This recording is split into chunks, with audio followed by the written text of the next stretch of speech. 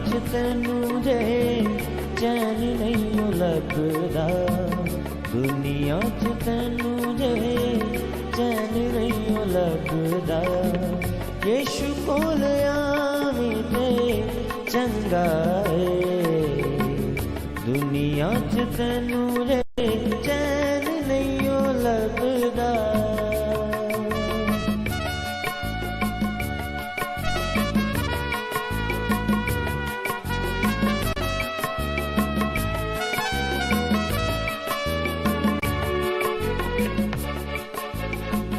पापा दे हनेरियां च किथे लंघा जाना है, उच्चे नीवे थावां विच खेडे पिया खाना है।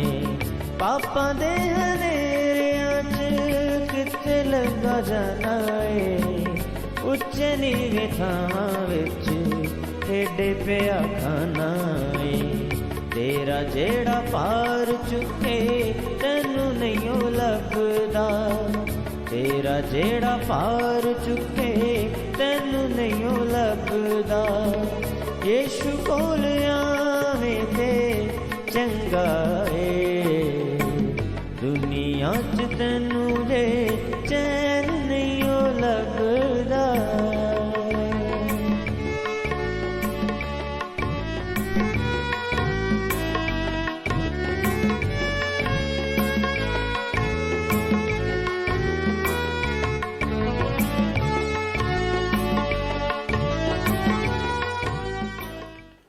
Praise the lord everyone. मैं pastor Kulbhushan Johar Asian church of Christ Vancouver BC ਤੋਂ ਪ੍ਰੋਗਰਾਮ ਨਵੀਂ ਜ਼ਿੰਦਗੀ ਦੇ ਵੱਲ ਦੇ ਵਿੱਚ ਤੁਹਾਡਾ ਸਾਰਿਆਂ ਦਾ ਬਹੁਤ-ਬਹੁਤ ਸਵਾਗਤ ਕਰਦਾ ਹਾਂ। ਮੈਂ ਉਮੀਦ ਕਰਦਾ ਤੁਸੀਂ ਸਾਰੇ ਚੰਗੇ ਹੋਵੋਗੇ, ਤੰਦਰੁਸਤ ਹੋਵੋਗੇ ਤੇ ਪਰਮੇਸ਼ਰ ਦੇ ਕਲਾਮ ਦੇ ਵਿੱਚ ਵਧ ਰਹੇ ਹੋਵੋਗੇ।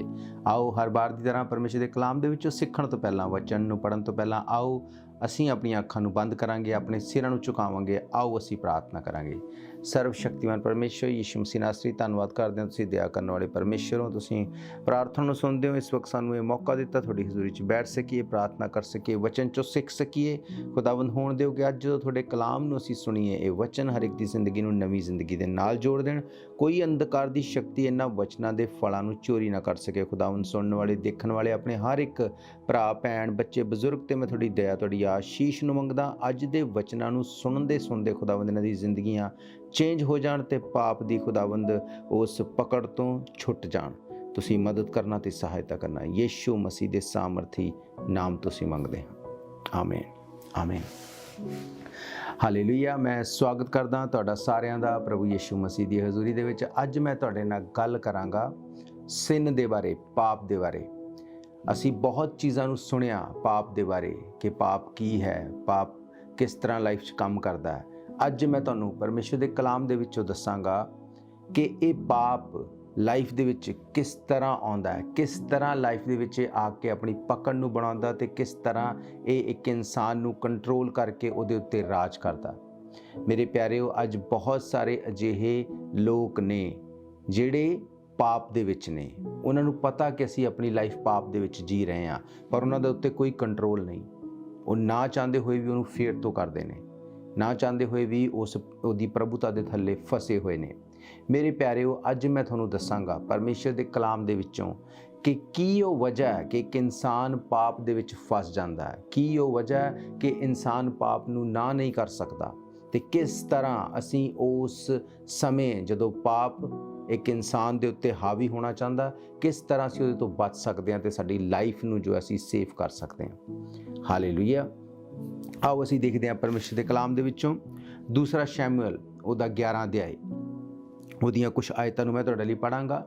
ਇਹਦੇ 'ਚ ਮੈਂ ਤੁਹਾਨੂੰ ਫਰਕ ਤਰੀਕਿਆਂ ਨਾਲ ਦੱਸਾਂਗਾ ਕਿ ਕਿਸ ਤਰ੍ਹਾਂ ਟਾਈਮ ਦੇ ਉੱਤੇ ਕਿੱਦਾਂ ਜੇ ਪਾਪ ਨੂੰ ਮਨਾ ਨਾ ਕੀਤਾ ਜਾਵੇ ਤਾਂ ਉਹ ਕਿੱਦਾਂ ਲਾਈਫ ਦੇ ਉੱਤੇ ਹਾਵੀ ਹੋ ਜਾਂਦਾ।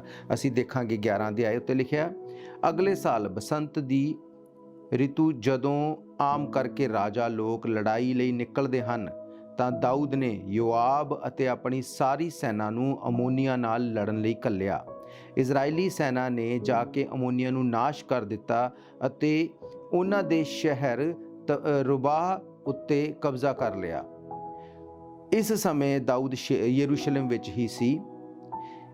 ਇੱਕ ਦਿਨ ਦਾਊਦ ਰਾਜਾ ਆਪਣੀ ਬੈਠਕ ਵਿੱਚ ਉੱਠ ਕੇ ਆਪਣੇ ਮਹਿਲ ਦੀ ਛੱਤ ਉੱਤੇ ਫਿਰਨ ਲੱਗਾ।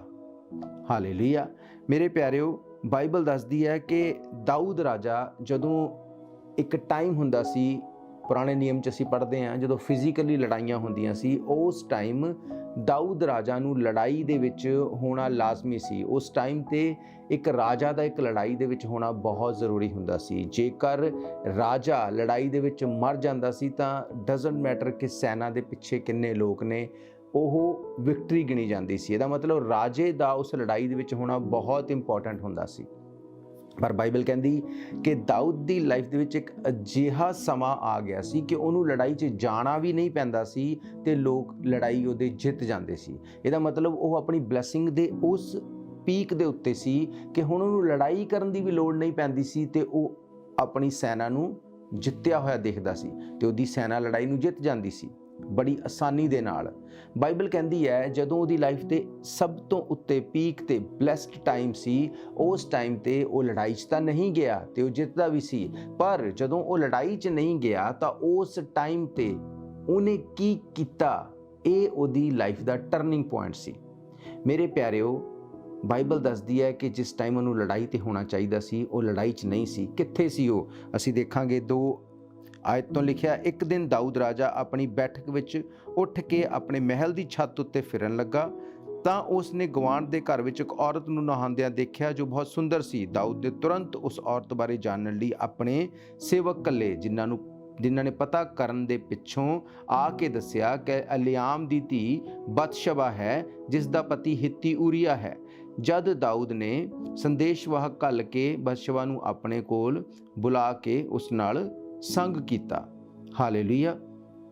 ਮੇਰੇ ਪਿਆਰਿਓ, ਬਾਈਬਲ ਦੱਸਦੀ ਆ ਉਹ ਟਾਈਮ ਜਦੋਂ ਦਾਊਦ ਨੂੰ ਲੜਾਈ ਦੇ ਵਿੱਚ ਹੋਣਾ ਚਾਹੀਦਾ ਸੀ, ਉਹ ਟਾਈਮ ਜਦੋਂ ਉਹਨੂੰ ਆਪਣੇ ਲੋਕਾਂ ਦੀ ਪ੍ਰੋਟੈਕਸ਼ਨ ਵਿੱਚ ਹੋਣਾ ਚਾਹੀਦਾ ਸੀ, ਪਰਮੇਸ਼ਰ ਨੇ ਇੰਨਾ ਬਲੈਸ ਕੀਤਾ ਕਿ ਉਹਨੂੰ ਲੜਾਈ 'ਚ ਜਾਣ ਦੀ ਲੋੜ ਨਹੀਂ ਸੀ। ਪਰ ਉਸ ਟਾਈਮ ਤੇ ਉਹਨੂੰ ਕੀ ਕਰਨਾ ਚਾਹੀਦਾ ਸੀ? ਉਹਨੂੰ ਪਰਮੇਸ਼ਰ ਦਾ ਧੰਨਵਾਦ ਕਰਨਾ ਚਾਹੀਦਾ ਸੀ। ਉਸ ਟਾਈਮ ਉਹਨੂੰ ਫਿਜ਼ੀਕਲੀ ਲੜਾਈ 'ਚ ਜੇ ਪਰਮੇਸ਼ਰ ਨੇ ਜਾਣ ਤੋਂ ਉਹਨੂੰ ਇੰਨੀ ਬਲੈਸਿੰਗ ਦੇ ਦਿੱਤੀ ਸੀ ਕਿ ਉਹ ਨਾ ਜਾਵੇ, ਤਾਂ ਉਹਨੂੰ ਆਤਮਿਕ ਲੜਾਈ ਦੇ ਬਾਰੇ ਪਤਾ ਹੋਣਾ ਚਾਹੀਦਾ ਸੀ, ਉਹ ਪ੍ਰਾਰਥਨਾ 'ਚ ਹੋਣਾ ਚਾਹੀਦਾ ਸੀ।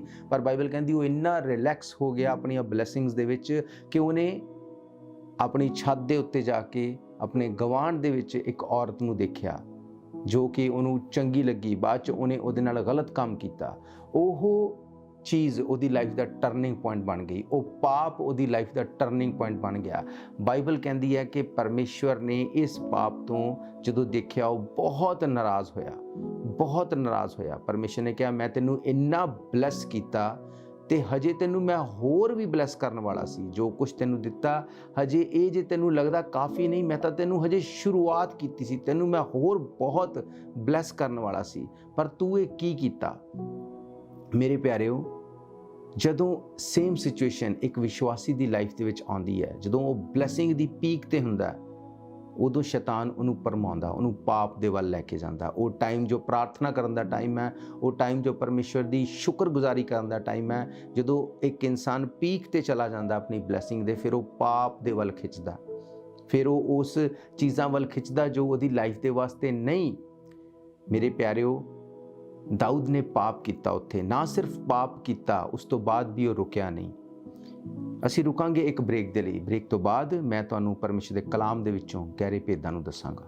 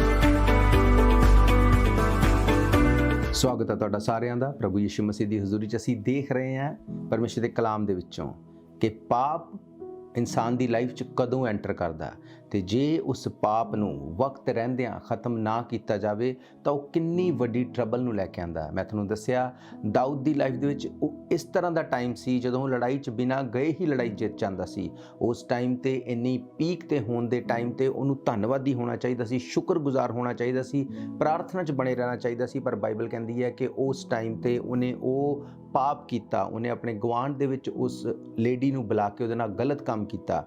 ਤੇ ਬਾਈਬਲ ਦੱਸਦੀ ਹੈ ਕਿ ਜਦੋਂ ਅੱਗੋਂ ਤੁਸੀਂ ਇਹਨੂੰ ਪੜ੍ਹਦੇ ਹੋ 6 ਆਇਤ ਤੋਂ 11 ਆਇਤ ਤੱਕ, ਕਿ ਅੱਗੋਂ ਇਸ ਚੈਪਟਰ ਨੂੰ ਜੋ ਤੁਸੀਂ ਪੜ੍ਹਦੇ ਹੋ ਉੱਥੇ ਲਿਖਿਆ ਕਿ ਜਦੋਂ ਉਸ ਲੇਡੀ ਨੂੰ ਦਾਊਦ ਤੋਂ ਗਰਭ ਠਹਿਰਿਆ, ਉਹਨੇ ਇਹਦੇ ਬਾਰੇ ਰਾਜੇ ਨੂੰ ਦੱਸਿਆ ਤੇ ਦਾਊਦ ਨੇ ਫਿਰ ਇਸ ਪਾਪ ਨੂੰ ਲੁਕਾਉਣ ਲਈ ਹੋਰ ਪਾਪ ਕਰਨੇ ਸ਼ੁਰੂ ਕੀਤੇ। ਦਾਊਦ ਨੇ ਉਹਦੇ ਹਸਬੈਂਡ ਨੂੰ, ਜੋ ਕਿ ਉਹਦੀ ਸੈਨਾ ਦੇ ਵਿੱਚ ਹੀ ਸੀ, ਉਰੀਆ, ਉਹਨੂੰ ਬੁਲਾ ਕੇ ਉਹਦੇ ਘਰੇ ਭੇਜਣਾ ਚਾਹਿਆ ਤਾਂ ਕਿ ਉਹ ਆਪਣੀ ਵਾਈਫ ਨਾਲ ਸੋਏ, ਤਾਂ ਕਿ ਉਹ ਬੱਚਾ ਉਹਦਾ ਹੀ ਨਜ਼ਰ ਆਵੇ। ਪਰ ਉਰੀਆ ਨੇ ਇਸ ਤਰ੍ਹਾਂ ਨਹੀਂ ਕੀਤਾ। ਬਾਈਬਲ ਦੱਸਦੀ ਆ ਉਸ ਟਾਈਮ ਤੇ ਉਸ ਪਾਪ ਨੂੰ ਲੁਕਾਉਣ ਲਈ ਦਾਊਦ ਨੇ ਪਹਿਲਾਂ ਟਰਾਈ ਕੀਤੀ ਕਿ ਉਰੀਆ ਨੂੰ ਘਰੇ ਭੇਜਿਆ ਜਾਵੇ। ਜਦੋਂ ਉਰੀਆ ਨੇ, ਉਸ ਇਨਸਾਨ ਨੇ ਕਿਹਾ ਕਿ ਮੈਂ ਨਹੀਂ ਜਾਵਾਂਗਾ ਕਿਉਂਕਿ ਮੇਰੇ ਨਾਲ ਦੇ ਲੋਕ ਇਸ ਟਾਈਮ ਲੜਾਈ ਦੇ ਵਿੱਚ ਲੜ ਰਹੇ ਆ, ਇਹ ਟਾਈਮ ਨਹੀਂ ਕਿ ਮੈਂ ਘਰੇ ਜਾ ਕੇ ਆਰਾਮ ਕਰਾਂ। ਬਾਈਬਲ ਕਹਿੰਦੀ ਹੈ ਜਦੋਂ ਇਸ ਤਰ੍ਹਾਂ ਹੋ ਗਿਆ ਤਾਂ ਦਾਊਦ ਨੇ ਇਸ ਪਾਪ ਨੂੰ ਲੁਕਾਉਣ ਲਈ ਹੋਰ ਪਾਪ ਕੀਤਾ। ਕੀ ਪਾਪ ਕੀਤਾ? 14 ਆਇਤ 'ਚ ਲਿਖਿਆ, ਅਗਲੀ ਸਵੇਰੇ ਦਾਊਦ ਨੇ ਯੋਆਬ ਦੇ ਲਈ ਇੱਕ ਪੱਤਰ ਲਿਖਿਆ ਅਤੇ ਉਰੀਆ ਦੇ ਰਾਹੀਂ ਉਸ ਕੋਲ ਘੱਲਿਆ। ਉਸ ਨੇ ਯੋਆਬ ਨੂੰ ਲਿਖਿਆ, ਉਰੀਆ ਨੂੰ ਸਭ ਤੋਂ ਅੱਗੇ ਰੱਖ ਜਿੱਥੇ ਖੂਬ ਲੜਾਈ ਹੈ ਰੱਖ, ਅਤੇ ਜਦੋਂ ਲੜਾਈ ਜ਼ੋਰ ਫੜੇ ਤਾਂ ਤੂੰ ਪਿੱਛੇ ਹਟ ਜਾਵੀਂ ਤਾਂ ਜੋ ਉਰੀਆ ਉੱਥੇ ਹੀ ਮਾਰਿਆ ਜਾਵੇ। ਹਾਲੇਲੂਇਆ। ਮੇਰੇ ਪਿਆਰਿਓ, ਦਾਊਦ ਨੇ ਪਹਿਲਾ ਪਾਪ ਕੀਤਾ, ਫਿਰ ਉਸ ਤੋਂ ਬਾਅਦ ਉਹਨੂੰ ਲੁਕਾਉਣ ਦੀ ਕੋਸ਼ਿਸ਼ ਕੀਤੀ। ਜਦੋਂ ਨਹੀਂ ਹੋਇਆ ਤਾਂ ਫਿਰ ਉਹਨੇ ਉਸ ਲੇਡੀ ਦੇ ਹਸਬੈਂਡ ਨੂੰ ਮਰਵਾਉਣ ਦੇ ਬਾਰੇ ਸੋਚਿਆ, ਉਹਨੂੰ ਮਰਵਾ ਦਿੱਤਾ। ਇਹਦਾ ਮਤਲਬ ਉਹਦੀ ਲਾਈਫ ਦੇ ਵਿੱਚ ਪਾਪ ਨਹੀਂ ਸੀ, ਪਰ ਉਹਨੇ ਪਾਪ ਨੂੰ ਜਗ੍ਹਾ ਦਿੱਤੀ। ਪਾਪ ਨੂੰ ਜਗ੍ਹਾ ਦੇਣ ਤੋਂ ਬਾਅਦ ਪਹਿਲੇ ਪਾਪ ਨੂੰ ਲੁਕਾਉਣ ਲਈ ਫਿਰ ਦੂਸਰਾ ਪਾਪ ਕੀਤਾ, ਫਿਰ ਉਹਨੂੰ ਲੁਕਾਉਣ ਲਈ ਤੀਸਰਾ ਪਾਪ ਕੀਤਾ। ਕਰਦੇ ਕਰਦੇ ਉਹ ਮਰਡਰ ਤੱਕ ਪਹੁੰਚ ਗਿਆ। ਛੋਟੇ ਜਿਹੇ ਇੱਕ ਸਿਚੁਏਸ਼ਨ, ਇੱਕ ਛੋਟੇ ਜਿਹੇ ਟਾਈਮ ਨੂੰ ਨਾ ਸਾਂਭਣ ਕਰਕੇ ਦਾਊਦ ਦੀ ਲਾਈਫ ਦੇ ਵਿੱਚ ਕਿੱਡੀ ਵੱਡੀ ਮੁਸੀਬਤ ਉਹਨੇ ਖੁਦ ਮੁੱਲ ਲੈ ਲਈ। ਕਦੋਂ ਇਹ ਹੋਇਆ? ਜਦੋਂ ਉਹ ਪੂਰੀ ਤਰ੍ਹਾਂ ਨਾਲ ਬਲੈਸ ਸੀ। ਮੇਰੇ ਪਿਆਰਿਓ, ਅੱਜ ਸਾਨੂੰ ਇਹ ਲੱਗਦਾ ਕਿ ਸਾਡੀ ਲਾਈਫ ਦੇ ਵਿੱਚ ਇੱਕ ਛੋਟਾ ਜਿਹਾ ਪਾਪ ਹੈ, ਜੇ ਅਸੀਂ ਇਹਨੂੰ ਕਰਦੇ ਰਵਾਂਗੇ ਇਹਦਾ ਕੋਈ ਫਰਕ ਨਹੀਂ। ਮੈਂ ਤੁਹਾਨੂੰ ਦੱਸਣਾ ਚਾਹੁੰਦਾ, ਉਤਪਤੀ ਦੀ ਕਿਤਾਬ ਦੇ ਵਿੱਚ ਲਿਖਿਆ ਇੱਕ ਸੱਪ ਸੀ ਜਿਹਨੇ ਆਦਮ ਤੇ ਹਵਾ ਨੂੰ ਭਰਮਾਇਆ ਤੇ ਪਾਪ ਦੇ ਵਿੱਚ ਸੁੱਟਿਆ। ਇਹੀ ਸੱਪ ਜਦੋਂ ਤੁਸੀਂ ਪ੍ਰਕਾਸ਼ਿਤ ਵਾਕ 'ਚ ਪੜ੍ਹਦੇ ਹੋ ਤਾਂ ਇਹ ਅਜਗਰ ਬਣ ਗਿਆ। ਮੇਰੇ ਪਿਆਰਿਓ, ਤੁਹਾਡੀ ਲਾਈਫ ਦਾ ਇੱਕ ਛੋਟਾ ਜਿਹਾ ਪਾਪ, ਜੇ ਤੁਸੀਂ ਉੱਤੇ ਕੌਂਕਰ ਨਹੀਂ ਕਰੋਗੇ, ਜੇ ਉਹਦੇ ਉੱਤੇ ਤੁਸੀਂ ਜਿੱਤ ਨਹੀਂ ਪਾਓਗੇ, ਇਹ ਤੁਹਾਡੀ ਲਾਈਫ ਦਾ ਅਜਗਰ ਬਣ ਕੇ ਤੁਹਾਨੂੰ ਟਰਬਲ ਦੇ ਸਕਦਾ। ਦਾਊਦ ਨੇ, ਜੋ ਕਿ ਏਡਾ ਵੱਡਾ ਰਾਜਾ ਸੀ, ਜਿਹਨੂੰ ਬਲੈਸਿੰਗ ਦੀ ਕਮੀ ਨਹੀਂ ਸੀ, ਇੱਕ ਪਾਪ ਨੇ ਉਹਦੀ ਲਾਈਫ ਨੂੰ ਚੇਂਜ ਕਰ ਦਿੱਤਾ। ਉਸ ਪਾਪ ਨੂੰ ਲੁਕਾਉਣ ਲਈ ਉਹਨੇ ਦੂਸਰਾ ਪਾਪ ਕੀਤਾ, ਫਿਰ ਤੀਸਰਾ ਪਾਪ ਕੀਤਾ, ਮਰਡਰ ਤੱਕ ਉਹ ਪਾਪ ਨੂੰ ਲੈ ਗਿਆ। ਤੇ ਬਾਈਬਲ ਦੱਸਦੀ ਹੈ ਪਰਮੇਸ਼ਰ ਨਾਰਾਜ਼ ਹੋਇਆ ਉਹਦੇ ਤੋਂ।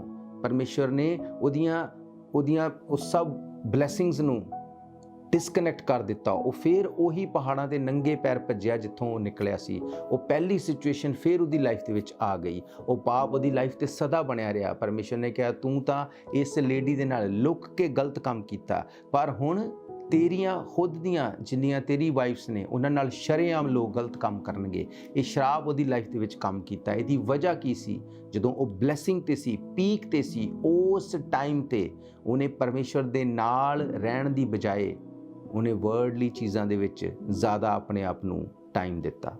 ਹਾਲੇਲੂਇਆ। ਤੇ ਜੇ ਅਸੀਂ ਦੇਖੀਏ ਤਿਮੋਥੀਅਸ ਦੀ ਕਿਤਾਬ, ਪਹਿਲਾ ਤਿਮੋਥੀਅਸ 6 ਅਧਿਆਏ, ਜੇ ਅਸੀਂ ਉਹਦੀ 12 ਆਇਤ ਤੋਂ ਦੇਖੀਏ, ਇੱਥੇ ਪੌਲੁਸ ਤਿਮੋਥੀਅਸ ਨੂੰ ਕੁਝ ਦੱਸ ਰਿਹਾ।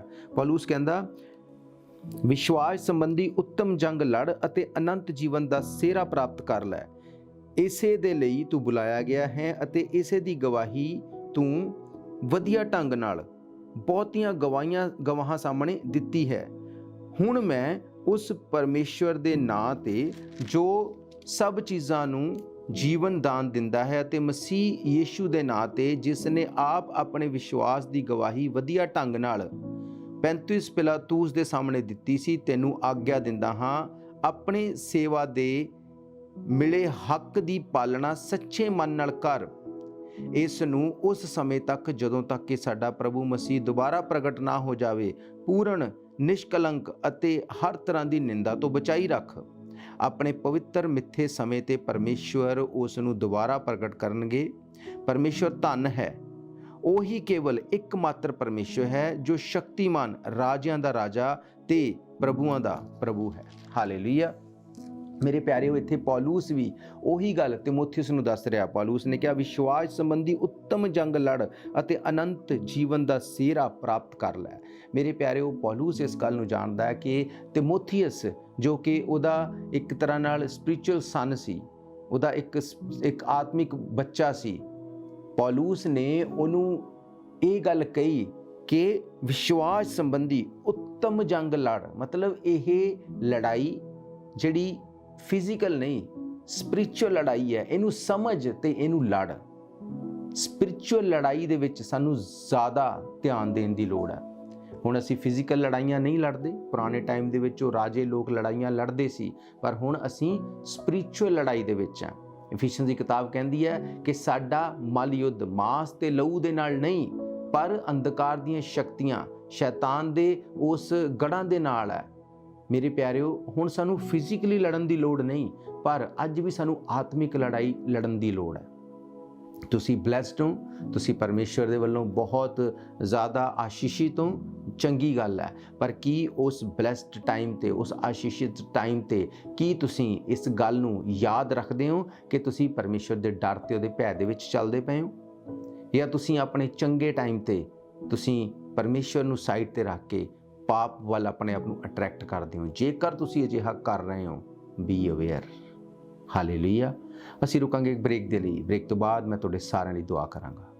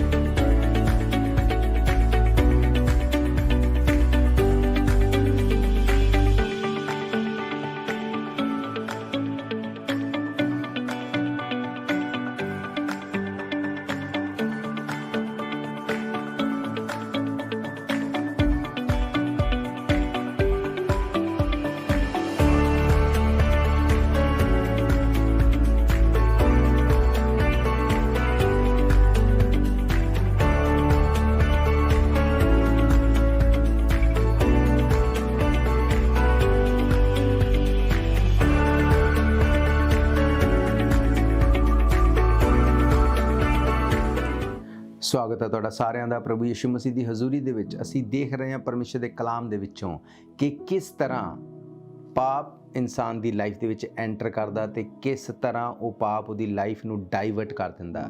ਜਿਵੇਂ ਦਾਊਦ ਦੀ ਲਾਈਫ ਨੂੰ ਡਾਈਵਰਟ ਕੀਤਾ। ਯਾਕੂਬ ਦੀ ਪੱਤਰੀ ਦੇ ਵਿੱਚ ਲਿਖਿਆ ਕਿ ਦੋ ਤਰ੍ਹਾਂ ਦੇ ਪਾਪ ਨੇ, ਇੱਕ ਪਾਪ ਜੋ ਇਨਸਾਨ ਨੂੰ ਮੌਤ ਤੱਕ ਲੈ ਜਾਂਦਾ ਤੇ ਇੱਕ ਪਾਪ ਜਿਹੜਾ ਮੌਤ ਤੱਕ ਨਹੀਂ ਲੈ ਕੇ ਜਾਂਦਾ। ਹੁਣ ਕਿਹੜਾ ਉਹ ਪਾਪ ਹੈ ਜਿਹੜਾ ਮੌਤ ਤੱਕ ਲੈ ਜਾਂਦਾ ਤੇ ਕਿਹੜਾ ਉਹ ਪਾਪ ਹੈ ਜਿਹੜਾ ਮੌਤ ਤੱਕ ਨਹੀਂ ਲੈ ਕੇ ਜਾਂਦਾ? ਮੇਰੇ ਪਿਆਰਿਓ, ਬਾਈਬਲ ਕਹਿੰਦੀ ਜੋ ਆਪਣੇ ਗੁਨਾਹਾਂ ਨੂੰ ਮੰਨ ਲੈਂਦਾ ਤੇ ਛੱਡ ਦਿੰਦਾ, ਉਹਦੇ ਤੇ ਦਇਆ ਕੀਤੀ ਜਾਂਦੀ ਹੈ, ਉਹਨੂੰ ਮਾਫ ਕੀਤਾ ਜਾਂਦਾ।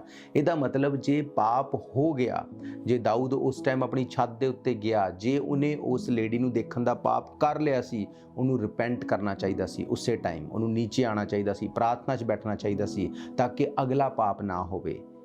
ਇਹ ਪਾਪ ਜੇ ਉਹਦੇ ਕੋ ਹੋ ਗਿਆ ਸੀ, ਉਹ ਮਾਫੀ ਮੰਗਦਾ, ਉਹ ਮੌਤ ਤੱਕ ਨਾ ਲੈ ਕੇ ਜਾਂਦਾ। ਪਰ ਬਾਈਬਲ ਕਹਿੰਦੀ ਇੱਕ ਅਜਿਹਾ ਪਾਪ ਜਿਹੜਾ ਮੌਤ ਤੱਕ ਲੈ ਜਾਂਦਾ। ਕਿਹੜਾ ਪਾਪ ਸੀ ਉਹ ਪਾਪ ਸੀ ਜਦੋਂ ਦੇਖਣ ਤੋਂ ਬਾਅਦ ਉਹਨੇ ਉਸ ਲੇਡੀ ਨੂੰ ਘਰੇ ਬੁਲਾਇਆ, ਉਹਦੇ ਨਾਲ ਗਲਤ ਕੰਮ ਕੀਤਾ, ਫਿਰ ਉਹਦੇ ਹਸਬੈਂਡ ਨੂੰ ਮਰਵਾ ਦਿੱਤਾ।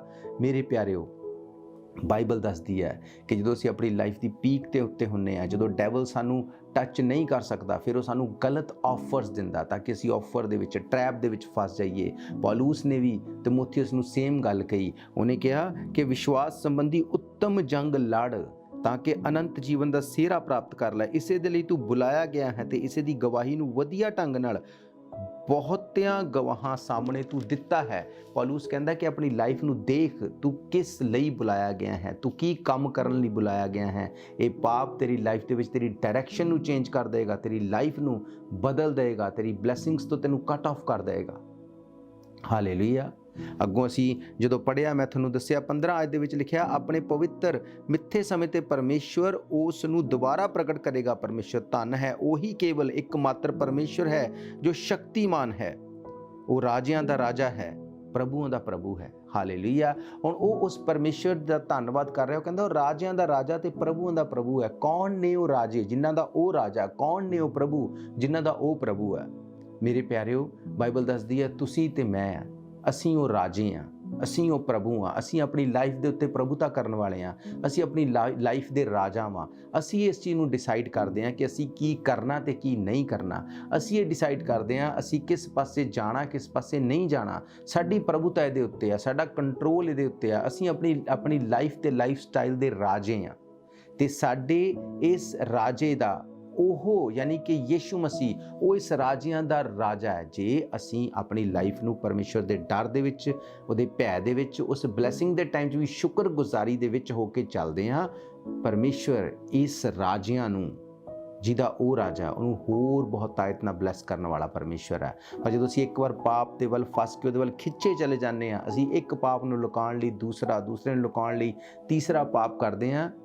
ਬਾਈਬਲ ਦੱਸਦੀ ਹੈ ਪਾਪ ਦੀ ਇੱਕ ਮਜ਼ਦੂਰੀ ਹੈ।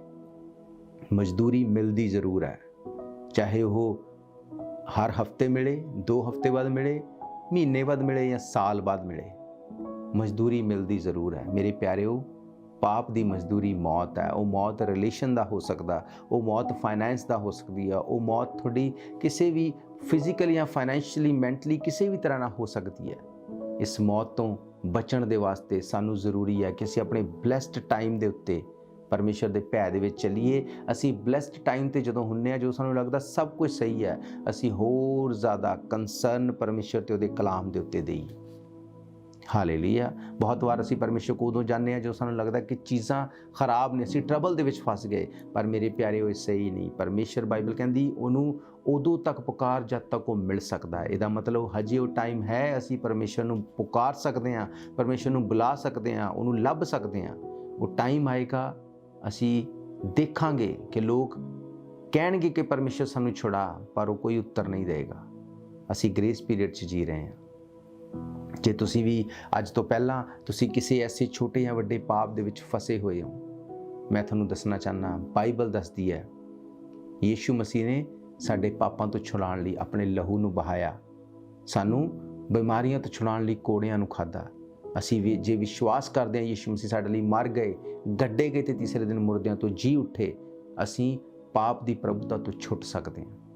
ਮੈਨੂੰ ਪਤਾ ਹੈ ਆਪਣੇ ਆਪ ਤੋਂ ਇਹ ਬਹੁਤ ਮੁਸ਼ਕਲ ਹੈ। ਆਪਣੇ ਆਪ ਤੋਂ ਕਿਸੇ ਅਜਿਹੀ ਪਾਪ ਤੋਂ ਛੁੱਟਣਾ ਬਹੁਤ ਔਖਾ, ਅਜਿਹੀ ਆਦਤ ਤੋਂ ਛੁੱਟਣਾ ਬਹੁਤ ਔਖਾ। ਪਰ ਜਦੋਂ ਅਸੀਂ ਯਿਸੂ ਮਸੀਹ ਦੇ ਨਾਮ ਦੇ ਵਿੱਚ ਪ੍ਰਾਰਥਨਾ ਕਰਦੇ ਹਾਂ, ਯਿਸੂ ਮਸੀਹ ਦੇ ਨਾਮ ਦੇ ਵਿੱਚ ਬੈਠ ਕੇ ਤੁਸੀਂ ਵੀ ਜਦੋਂ ਇਸ ਚੀਜ਼ ਨੂੰ ਆਪਣੀ ਕਨਫੈਸ਼ਨ ਦੇ ਵਿੱਚ ਲੈ ਕੇ ਆਓਗੇ ਕਿ ਪਰਮੇਸ਼ਰ ਮੈਂ ਇਸ ਪਾਪ ਤੋਂ ਛੁੱਟਣਾ ਚਾਹੁੰਦਾ ਜਾਂ ਛੁੱਟਣਾ ਚਾਹੁੰਦੀ ਹਾਂ, ਪਰਮੇਸ਼ਰ ਤੁਹਾਨੂੰ ਉਹ ਗ੍ਰੇਸ ਦੇਣਗੇ ਕਿ ਉਹ ਪਾਪ ਤੁਹਾਡੀ ਲਾਈਫ ਤੋਂ ਡਿਸਕਨੈਕਟ ਹੋਏਗਾ। ਪਰ ਜੇ ਤੁਸੀਂ ਆਪਣੇ ਪਾਪ ਨੂੰ ਇੰਜੋਏ ਕਰਦੇ ਰਹੋਗੇ, ਇੱਕ ਟਾਈਮ ਆਏਗਾ ਜਦੋਂ ਉਸ ਪਾਪ ਦੀ ਮਜ਼ਦੂਰੀ ਮਿਲਣਾ ਸ਼ੁਰੂ ਹੋਏਗੀ, ਵੇਜਸ ਮਿਲਣਾ ਸ਼ੁਰੂ ਹੋਣਗੀਆਂ। ਫਿਰ ਜੇ ਤੁਸੀਂ ਕਹੋਗੇ ਵੀ ਕਿ ਮੈਨੂੰ ਇਹ ਨਹੀਂ ਲੈਣੀ, ਉਹ ਤੁਹਾਨੂੰ ਲੈਣੀ ਪਏਗੀ। ਜੇ ਤੁਸੀਂ ਇੱਕ ਆਰਡਰ ਕਰ ਦਿੱਤਾ, ਪੇ ਕਰ ਦਿੱਤਾ, ਉਹ ਤੁਹਾਨੂੰ ਡਿਲੀਵਰ ਹੋਏਗਾ ਹੀ ਹੋਏਗਾ। ਫਿਰ ਤੁਸੀਂ ਚਾਹ ਕੇ ਵੀ ਉਹਨੂੰ ਰੋਕ ਨਹੀਂ ਸਕਦੇ। ਹਾਲੇਲੂਇਆ। ਮੇਰੇ ਪਿਆਰਿਓ, ਦਾਊਦ ਨੇ ਜਦੋਂ ਬਲੈਸ ਟਾਈਮ ਸੀ, ਉਸ ਟਾਈਮ ਉਹਨੇ ਪਾਪ ਕੀਤਾ। ਅੱਜ ਬਹੁਤ ਸਾਰੇ ਅਜਿਹੇ ਲੋਕ ਮੈਨੂੰ ਦੇਖ ਰਹੇ ਨੇ ਜਿਹੜੇ ਬਲੈਸਡ ਟਾਈਮ ਤੇ ਨੇ, ਜਿਹੜੇ ਆਪਣੀ ਲਾਈਫ ਦੇ ਪੀਕ ਤੇ ਨੇ, ਪਰ ਉਹਨਾਂ ਦੀ ਲਾਈਫ ਦੇ ਵਿੱਚ ਪਾਪ ਇੱਕ ਦਸਤਕ ਦੇ ਰਿਹਾ, ਪਾਪ ਉਹਨਾਂ ਨੂੰ ਅਟਰੈਕਟ ਕਰ ਰਿਹਾ। ਮੇਰੇ ਪਿਆਰਿਓ, ਇਹ ਟਾਈਮ ਨਹੀਂ ਕਿ ਤੁਸੀਂ ਉਸ ਪਾਪ ਵੱਲ ਅਟਰੈਕਟ ਹੋ। ਇਹ ਟਾਈਮ ਹੈ ਜਦੋਂ ਤੁਸੀਂ ਹੋਰ ਪਰਮੇਸ਼ਰ ਦੇ ਧੰਨਵਾਦੀ ਤੇ ਸ਼ੁਕਰਗੁਜ਼ਾਰੀ ਚਲੇ ਜਾਓ, ਤਾਂ ਕਿ ਪਰਮੇਸ਼ਰ ਤੁਹਾਨੂੰ ਸਹੀ ਗਾਈਡੈਂਸ ਦੇ ਸਕਣ। ਹਾਲੇਲੂਇਆ। ਆਓ ਅਸੀਂ ਆਪਣੀ ਅੱਖਾਂ ਨੂੰ ਬੰਦ ਕਰਾਂਗੇ, ਆਪਣੇ ਸਿਰਾਂ ਨੂੰ ਝੁਕਾਵਾਂਗੇ। ਆਓ ਮੈਂ ਤੁਹਾਡੇ ਸਾਰਿਆਂ ਲਈ ਦੁਆ ਕਰਾਂਗਾ। ਸਰਵਸ਼ਕਤੀਮਾਨ ਪਰਮੇਸ਼ਵਰ ਯਿਸੂ ਮਸੀਹ ਨਾਸਰੀ ਧੰਨਵਾਦ ਕਰਦੇ ਹਾਂ ਤੁਹਾਡਾ। ਤੁਸੀਂ ਦਇਆ ਕਰਨ ਵਾਲੇ ਪਰਮੇਸ਼ਵਰ ਹੋ। ਇਸ ਵਕਤ ਖੁਦਾਵੰਦ ਮੈਂ ਆਪਣੇ ਸੁਣਨ ਵਾਲੇ ਹਰ ਇੱਕ ਬੱਚੇ, ਬਜ਼ੁਰਗ, ਭਰਾ, ਭੈਣ ਨੂੰ ਤੁਹਾਡੇ ਸਾਹਮਣੇ ਲੈ ਕੇ ਆਨਾ। ਖੁਦਾਵੰਦ ਜਿਵੇਂ ਅੱਜ ਦੇ ਵਚਨਾਂ ਦੇ ਵਿੱਚੋਂ ਇਹਨਾਂ ਨੂੰ ਦੱਸ ਦਿੱਤਾ ਗਿਆ ਕਿ ਕਿਸ ਤਰ੍ਹਾਂ ਪਾਪ ਲਾਈਫ ਦੇ ਵਿੱਚ ਕੰਮ ਕਰਦਾ ਹੈ। ਜਦੋਂ ਅਸੀਂ ਬਲੈਸਡ ਹੁੰਨੇ ਆ ਉਸ ਟਾਈਮ ਸ਼ੈਤਾਨ ਟਰਾਈ ਕਰਦਾ ਕਿ ਉਹ ਭਰਮਾਅ ਵਿੱਚ ਲੈ ਕੇ ਆਵੇ। ਅੱਜ ਜਦੋਂ ਇਹ ਕਲਾਮ ਇਹਨਾਂ ਨੇ ਸੁਣਿਆ, ਇਹ ਲੋਕ ਖੁਦਾਵੰਦ ਤੇਰੇ ਲੋਕ ਤੇਰੀ ਆਵਾਜ਼ ਨੂੰ ਸੁਣਨ ਤੇ ਅਵੇਅਰ ਹੋ ਜਾਣ, ਪਾਪ ਦੇ ਉਸ ਪ੍ਰਭੁਤਾ ਤੋਂ ਛੁੱਟ ਜਾਣ। ਜੇ ਕੋਈ ਵੀ ਐਸਾ ਇਨਸਾਨ ਹੈ ਖੁਦਾਵੰਦ ਜੋ ਆਪਣੇ ਪਾਪ ਦੇ ਵਿੱਚ ਫਸਿਆ ਹੋਇਆ ਨਹੀਂ ਛੁੱਟ ਪਾ ਰਿਹਾ, ਯੀਸ਼ੂ ਮਸੀਹ ਦੇ ਨਾਮ 'ਚ ਮੈਂ ਤੁਹਾਡਾ ਦਾਸ ਹੋਣ ਦੇ ਨਾਤੇ ਉਹਦੇ ਸਾਰੇ ਬੰਧਨਾਂ ਨੂੰ ਤੋੜਦਾ। ਖੁਦਾਵੰਦ ਪਿਤਾ ਪਰਮੇਸ਼ਰ ਇਹ ਪਾਪ ਦੀ ਹਰ ਇੱਕ ਪ੍ਰਭੁਤਾ ਤੋਂ ਛੁੱਟ ਜਾਣ, ਆਜ਼ਾਦ ਹੋਣ, ਆਪਣੀਆਂ ਐਡਿਕਸ਼ਨਸ ਤੋਂ ਛੁੱਟਣ, ਇਹਨਾਂ ਦੀਆਂ ਜ਼ਿੰਦਗੀਆਂ ਸੇਮ ਨਾ ਰਹਿਣ। ਮਹਾਨ ਪਰਮੇਸ਼ਰ ਤੈਨੂੰ ਆਪਣਾ ਮੁਕਤੀਦਾਤਾ ਉਧਾਰਕਰਤਾ ਗ੍ਰਹਿਣ ਕਰਨ ਤਾਂ ਕਿ ਇਹਨਾਂ ਦੀ ਲਾਈਫ 100 ਗੁਣਾ ਫਲਾਂ ਨੂੰ ਲੈ ਕੇ ਆਵੇ। ਖੁਦਾਵੰਦ ਮੈਂ ਇੱਕ ਵਾਰ ਫਿਰ ਤੋਂ ਇਹਨਾਂ ਨੂੰ ਬਲੈਸ ਕਰਦਾ। ਜੇ ਕੋਈ ਬਿਮਾਰ ਹੈ ਯੀਸ਼ੂ ਮਸੀਹ ਦੇ ਸਮਰਥੀ ਨਾਮ 'ਚ ਮੈਨੂੰ ਹੀਲ ਹੋਣ ਲਈ ਮੰਗਦਾ। ਸਾਰੀ ਬਿਮਾਰੀ, ਕਮਜ਼ੋਰੀ, ਸਾਰੀ ਸੁਸਤੀ, ਲਾਪਰਵਾਹੀ ਚਲੀ ਜਾਏ ਤੇ ਤੇਰੇ ਨਾਮ ਦੇ ਵਿੱਚ ਲੋਕ ਬਲੈਸਡ ਹੋਣ। ਇਨ ਜੀਸਸ ਮਾਈਟੀ ਨੇਮ ਵੀ ਪ੍ਰੇ, ਆਮੇਨ, ਆਮੇਨ, ਹਾਲੇਲੂਇਆ। ਤੋ ਮੇਰਾ ਇਹ ਵਿਸ਼ਵਾਸ ਹੈ ਕਿ ਤੁਸੀਂ ਅੱਜ ਦੇ ਵਚਨ ਤੋਂ ਬਰਕਤ ਪਾਈ ਹੈ। ਤੇ ਜੇ ਤੁਸੀਂ ਇਹਨਾਂ ਵਚਨਾਂ ਨੂੰ ਫਿਰ ਤੋਂ ਸੁਣਨਾ ਚਾਹੁੰਦੇ ਹੋ, ਤੁਸੀਂ ਸਾਡੇ YouTube channel Asian church of Christ Vancouver ਵਿੱਚ ਤੇ ਜਾ ਕੇ ਡੇਟ ਵਾਈਜ਼ ਸਰਚ ਕਰਕੇ ਇਹਨਾਂ ਪ੍ਰੋਗਰਾਮਸ ਨੂੰ ਫਿਰ ਤੋਂ ਸੁਣ ਸਕਦੇ ਹੋ। ਤੁਸੀਂ TV ਦੇ ਮਾਧਿਅਮ ਨਾਲ, ਰੇਡੀਓ ਦੇ ਮਾਧਿਅਮ ਨਾਲ, YouTube, ਸੋਸ਼ਲ ਮੀਡੀਆ ਦੇ ਅਲੱਗ-ਅਲੱਗ ਮਾਧਿਅਮ ਨਾਲ ਇਹਨਾਂ ਪ੍ਰੋਗਰਾਮ ਨੂੰ ਸੁਣ ਸਕਦੇ ਹੋ। ਜੇ ਤੁਸੀਂ ਚਰਚ ਦੇ ਵਿੱਚ ਆ ਕੇ ਸਭਾ ਅਟੈਂਡ ਕਰਨਾ ਚਾਹੁੰਦੇ ਹੋ, ਹਰ ਇਤਵਾਰ ਦੁਪਹਿਰੇ 1 ਵਜੇ ਅਸੀਂ ਪਰਮੇਸ਼ਰ ਦੇ ਭਵਨ ਦੇ ਵਿੱਚ ਮਿਲਦੇ ਹਾਂ। ਐਡਰੈਸ ਤੁਹਾਡੀ ਸਕਰੀਨ ਤੇ ਦਿੱਤਾ ਗਿਆ। ਜੇ ਤੁਹਾਡੀ ਕੋਈ ਵੀ ਪ੍ਰੇਅਰ ਰਿਕੁਐਸਟ ਹੈ, ਕੋਈ ਕੁਐਸਚਨ ਹੈ, ਤਾਂ ਵੀ ਤੁਸੀਂ ਸਾਨੂੰ ਕਾਲ ਕਰ ਸਕਦੇ ਹੋ। ਅਸੀਂ ਮਿਲ ਕੇ ਦੁਆ ਕਰਾਂਗੇ, ਤੁਹਾਡੀ ਜ਼ਿੰਦਗੀ ਸੇਮ ਨਹੀਂ ਰਹੇਗੀ। ਅਸੀਂ ਫਿਰ ਮਿਲਾਂਗੇ ਪਰਮੇਸ਼ਰ ਦੀ ਹਜ਼ੂਰੀ 'ਚ। God bless you all. ਦੁਨੀਆ 'ਚ ਤੈਨੂੰ ਜੇ ਚੈਨ ਨਹੀਂ ਲੱਗਦਾ, ਯੀਸ਼ੂ ਕੋਲ ਆਵੇਂ ਤੇ ਚੰਗਾ ਏ। ਦੁਨੀਆ 'ਚ ਤੈਨੂੰ ਜੇ